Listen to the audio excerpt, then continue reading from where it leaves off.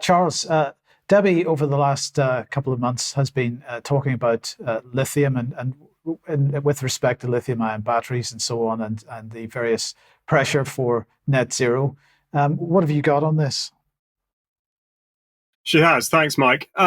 Yes, lithium, never far from the news, but specifically what I'd like to deal with today is the extraction of it within the United Kingdom, according to the policy set out in the UK's critical minerals strategy, but specifically to do with the financing of it and the environmental concerns, which, as you say, Debbie has touched on. So it's something of an update, really, but particularly because there's yet another announcement of an uplift in funding made available. And as you say, specifically for the production and refinement of lithium for the manufacture of batteries for EVs, electric vehicles. So the question is, where is this money being channeled through? It's announced by government, but which organizations is it that are actually delivering this, and how are they doing that? So the first one of two that I'd like to look at is Advanced Propulsion Centre UK, APC UK. Very much has the appearance of a standalone corporate entity, but when you scratch behind the surface, you find that that's not quite the case. It declares that whilst they're dedicated to creating a net zero future, they collaborate with UK government to accelerate the industrialisation of technologies. Now, looking at their annual report 22 to 23, it's interesting to note that they received £6.2 million in government grants, as opposed to only generating £920,000 of their own cash, as it were. They dispensed 1.3 million in grants, and evidently it's the business to be in, because the staff of 44 spent £4.2 million on salary in year. So that's on average almost £100,000 each, despite the fact they're not actually generating very much of their own income. The next organisation to look at is the UK Infrastructure Bank. Again, has the appearance of a standalone entity. It's written up on the government website as being an arm's length body, which is an interesting description, particularly as the same paragraph describes it as being operationally independent. Now, that'll be something in light of the recent departure of the Home Secretary, Suella Braverman. That phrase will mean different things to different people now, I think. But it's one that guarantees its projects by what's called a sovereign infrastructure guarantee, which in actual fact turns out to be something that's backed by the Treasury. So the important point here is that whilst this looks like this is perhaps the injection of private equity, it's not. It's by and large the spending of public money on projects that the government is putting money into other organizations in order to have it spent, as it were. Now, it relies very much upon a fair wind. The government declare that funding from one competition alone could create or safeguard over 4,700 jobs and save nearly 65 million tonnes of carbon dioxide being emitted over the next decade. So there's a lot of conditionals going on there.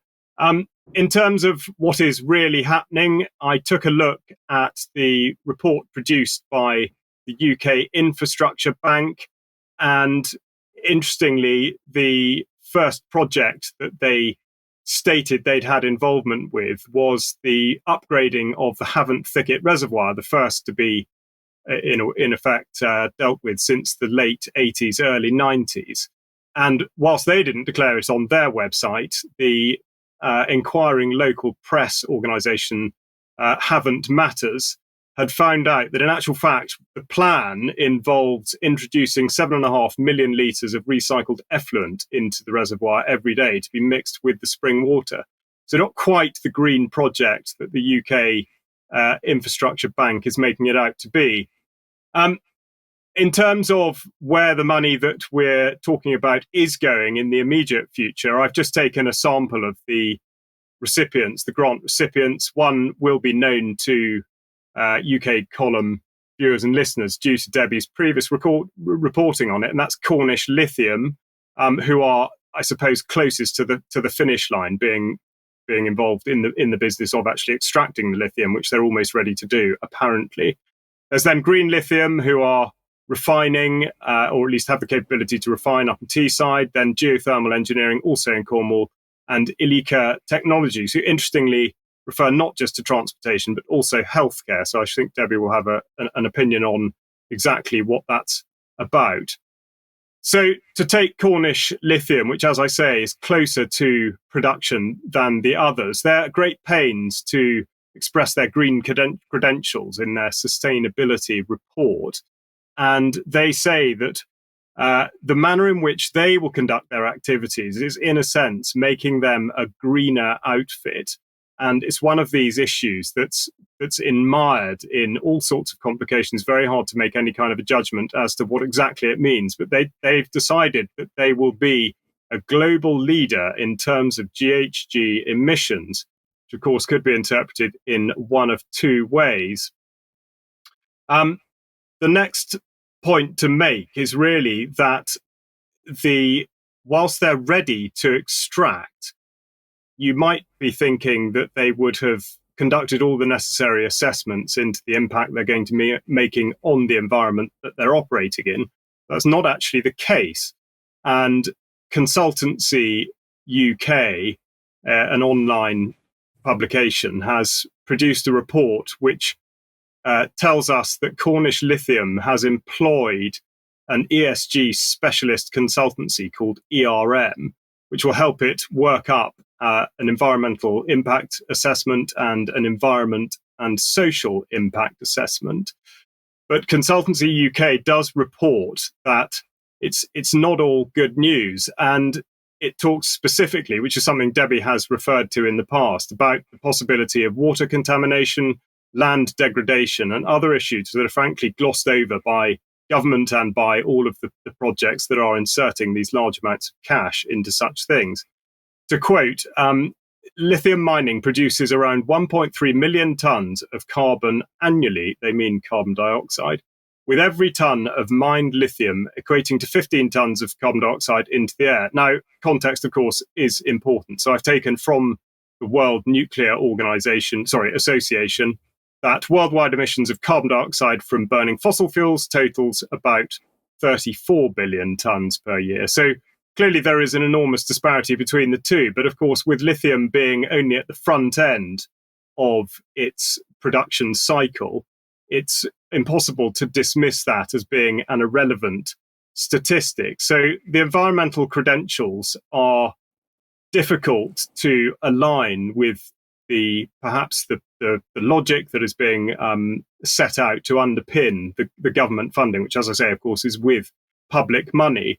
I was interested to know what the view was in the climate lobbyist area. So I got in touch with Just Stop Oil and Extinction Rebellion in order to ask them what their view on this matter was, in a sense, putting forward the position that the mining of lithium is a good thing because it reduces carbon dioxide, and yet there is, of course, a substantial environmental impact of the process itself.